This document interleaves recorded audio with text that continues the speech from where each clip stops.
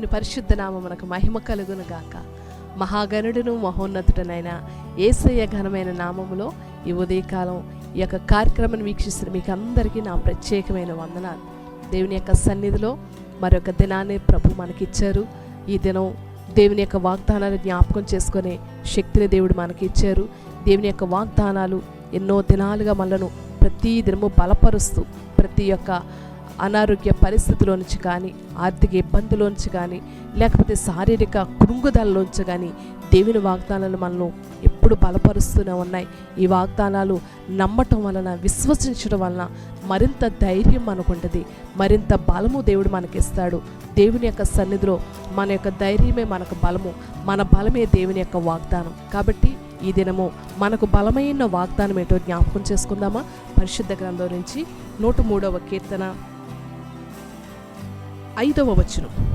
పక్షిరాజు యవనం వలె నీ యవనము క్రొత్త దుగుచుండినట్లు మేలుతో నీ హృదయము తృప్తిపరచుచున్నాడు. మన దేవుడంట మన యొక్క హృదయమును మేలుతో తృప్తిపరచడానికి ఆయన ఒక కార్యము చేస్తున్నాడు. ఏమిటి ఆ కార్యం అంటే, మన యవ్వనాన్ని ఆయన కొత్తగా చేస్తున్నాడు. ఎలాంటి యవనం అంటే పక్షిరాజు వంటి యవనం. పక్షిరాజు ఉన్నతమైనది, పక్షిరాజు ఎత్తైన స్థలముల్లో వరకు ఎగరగలిగిన శక్తి కలిగినది.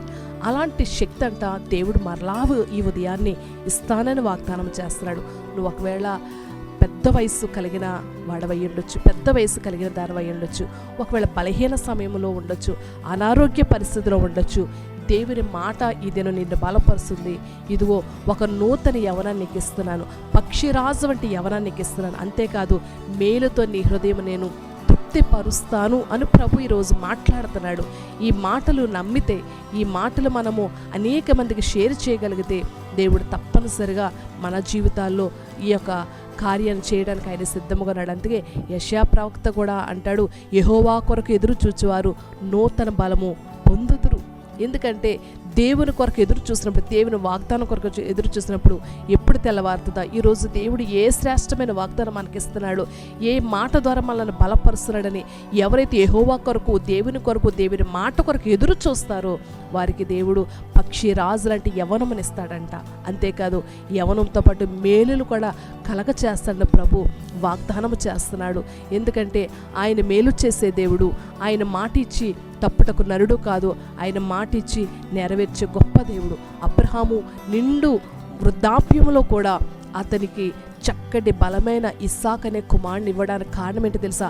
అబ్రహాము దేవుని కొరకు ఎదురు చూశాడు, అబ్రహాము దేవుని వాగ్దానాన్ని నమ్మాడు, అబ్రహాము దేవుని వాగ్దానము నా జీవితంలో నెరవేరుతుందని విశ్వాసముతో నిండు వృద్ధాప్యం వచ్చే వరకు ఎదురు చూస్తూనే ఉన్నాడు. కాబట్టి దేవుడు అబ్రహాముకు నిండు వృద్ధాప్యంలో కూడా క్రొత్త యవనమునిచ్చి, పక్షిరాజు లాంటి యవనమునిచ్చి దేవుడు ఆ వాగ్దానాన్ని నెరవేర్చాడు.